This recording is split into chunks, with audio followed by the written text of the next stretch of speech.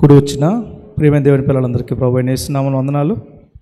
ప్రియులారా, దేవదేవుని మహాకరుణను బట్టి ఈ శుభ శుక్రవారాన్ని మీ అందరితో ఈ విధంగా కలుసుకోవడానికి మిమ్మల్ని అందరినీ చూసి మరి సంతోషించి మీ అందరితో ఆరాధనలో పాల్గొనడానికి దేవుడు నాకు ఇచ్చిన గొప్ప అవకాశాన్ని బట్టి నేను ఎంతో సంతోషిస్తూ ఉన్నాను.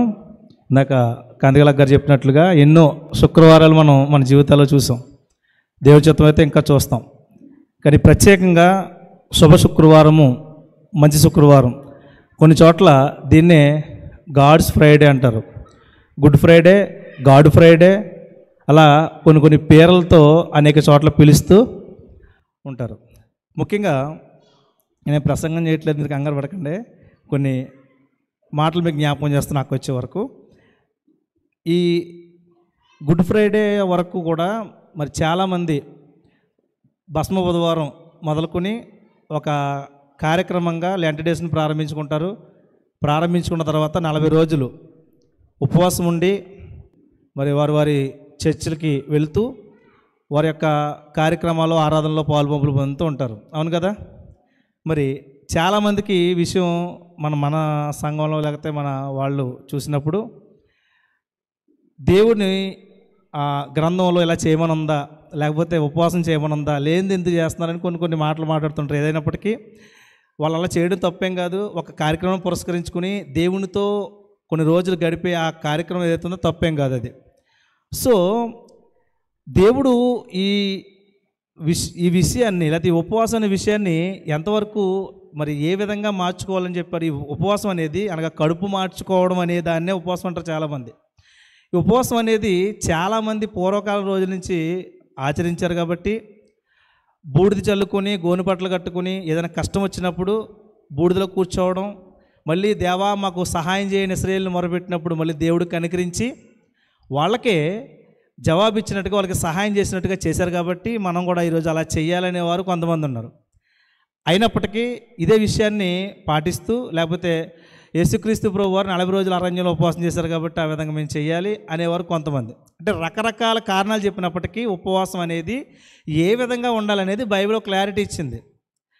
జకర్యా గ్రంథంలో దేవుడు మాట చూపిస్తాడండి, చాలా బాగుంటుంది. 7-8 అధ్యాయాలు ఉపవాసం గురించి మాట్లాడుతూ, జకర్యా గ్రంథం క్రీస్తు పూర్వం ఇంచుమించు 470 సంవత్సరాల క్రితం రాయబడినటువంటి గ్రంథం ఇది. ఈ జకర్యా గ్రంథంలో 7వ అధ్యాయము వీళ్ళు ఉపవాసం ఉంటారండి. 4వ వచనం చూద్దాం. సైన్యములకు అధిపతికి యెహోవా నాకు ప్రత్యక్షమై సెలవిచ్చిందేమనగా, దేశపు జనులందరినీ యాజకులను నీవి మాటలు తెలియజేయవలను. జరిగిన 70 సంవత్సరములు ఏటేటా 5వ నెలను 7వ నెలను మీరు ఉపవాసం ఉండి దుఃఖము సలుపుచు వచ్చినప్పుడు నా యందు భక్తి కలిగియే ఉపవాసం ఉంటిరా? Question mark. ఏముంది అక్కడ? Question mark. అంటే ప్రశ్న వేస్తున్నాడు దేవుడు. మీరు పలానా రోజు పలానా నెలలో నా కోసం ఉపవాసం ఉంచి వచ్చారు కదా. ఉపవాసం అంటే ఏంటి?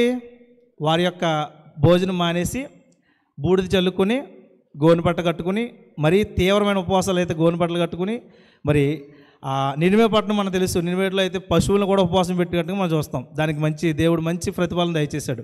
సో ఇలా చేస్తున్నారు కదా, చేయడం తప్పు కాదు. కానీ ఇక్కడ ఒక క్వశ్చన్ ఉంది. ఏంటంట?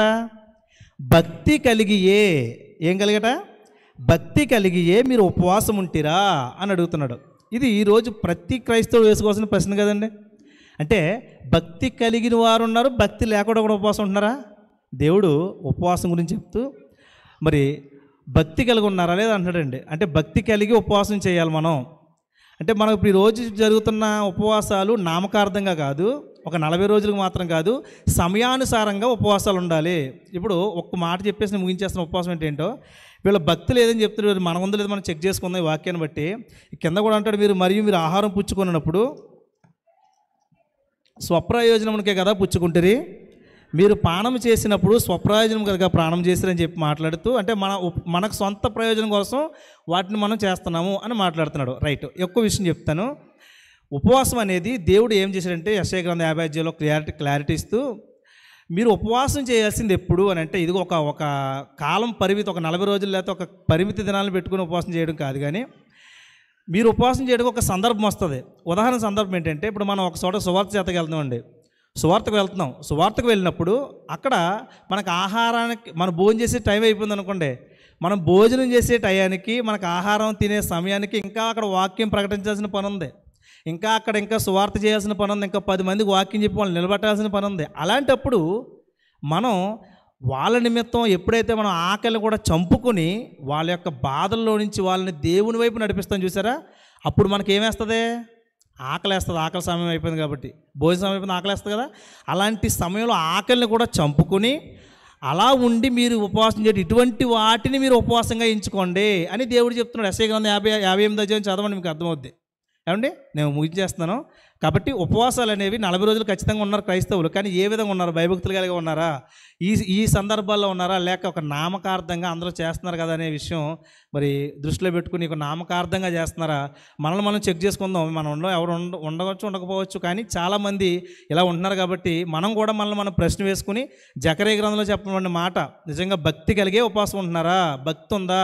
ఉపవాసం నామకార్థంగా ఉంటున్నారా? 2 విషయాలని మనం వేరే చేసుకుంటే దేంట్లో మనం ఉన్నామో మనకు తెలుస్తుంది. సో ఆ విషయాలను మనం అందరం కూడా జాగ్రత్తగా ఆలోచించుకుంటూ ముందుకెళ్ళాలని కొద్ది మాటలో మీ హృదయాలు ఫలించడం మనస్ఫూర్తిగా కోరుకుంటూ ఈ సమయాన్ని మన మధ్యలో ఉన్న కాంతికలక్ గారికి అప్పగిస్తూ ఉన్నాను.